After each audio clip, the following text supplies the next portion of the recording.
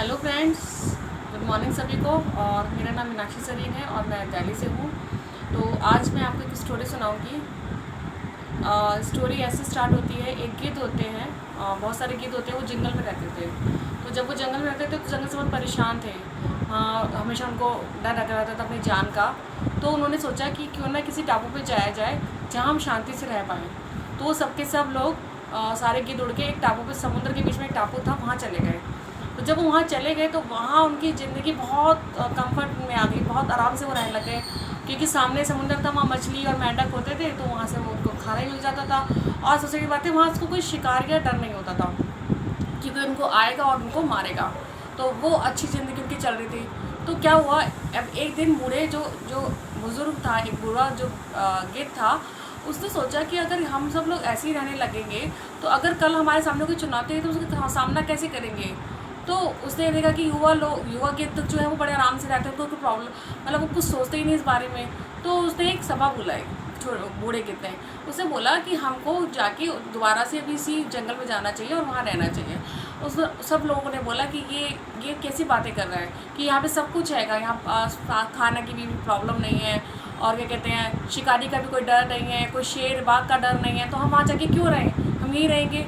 तो किसी ने उसकी बात नहीं मानी, पर बूढ़ा गिद्ध जो था वो खुद ही चला गया, मतलब फिर उसका कोई गया नहीं उसके साथ। तो जब वो वहाँ चला गया तो वो वहाँ से 1-2 हफ्ते बाद उसको लगा कि चलो जाके देखना चाहिए वहाँ पे क्या हुआ, मतलब कैसे रह रहे हैं, अभी भी वो वैसे ही रह रहे हैं। तो वो जाके जब देखता है तो देखता है कि कुछ गिद्ध तो मर गए हैं, हड्डियाँ पड़ी हैं, कुछ लोग कुछ गिद्ध इधर उधर चले गए हैं, कुछ गिद्ध घायल हैं। तो और सब कुछ जो बचे हुए हैं वो डरे हुए हैं। तो उसने क्या करा, उसने घायल गिद्ध से पूछा कि मैं जब गया था तब तो सब कुछ ठीक था, तो ये अचानक से क्या हो गया। तो उस घायल गिद्ध ने बताया, जब तुम गए थे उसके 1-2 दिन तक तो सब कुछ ठीक रहा, सब आराम से रहते थे। पर कुछ 1-2 दिन बाद क्या हुआ, कुछ लोगों ने जहाज़ के थ्रू समुद्र के पास आए और इस टापू पे वो छोड़ दिए, चीते छोड़ दिए। अब चीते ने क्या करा कि चीते ने पहले पहले 2-4 दिन तो हमने कुछ भी नहीं कहा, मतलब शुरू के टाइम तो हमने कुछ भी नहीं कहा। पर जब उसको लगा कि ये लोग शिकार करना भूल गए हैं, इनके इनके अंदर वो जान नहीं बची अपने आप को प्रोटेक्ट करने की, या कि अपने आप को प्रोटेक्ट कर पाए, तो चीतों ने उन पर शिकार करना शुरू कर दिया और धीरे धीरे करके उनको खाने लगे। तो अब इससे क्या सीख, तो उसने बोला कि अगर उस दिन हम तुम्हारी बात मान लेते और तुम्हारे साथ जंगल चले जाते तो आज हमारी ये दशा नहीं होती, क्योंकि हम शिकार करना भूल चुके थे। तो इससे हमें ये सीख मिलती है कि अक्सर हम कंफर्ट जोन में जब आते हैं तो हम खुश होते हैं और और खुश रहते हैं, और फिर जब किसी कोई मुसीबत आती है तो हम उसका सामना करने में बहुत मुश्किल से हम उसका सामना कर पाते हैं, क्योंकि हमें किसी चीज़ का सामना करने की आदत नहीं होती है।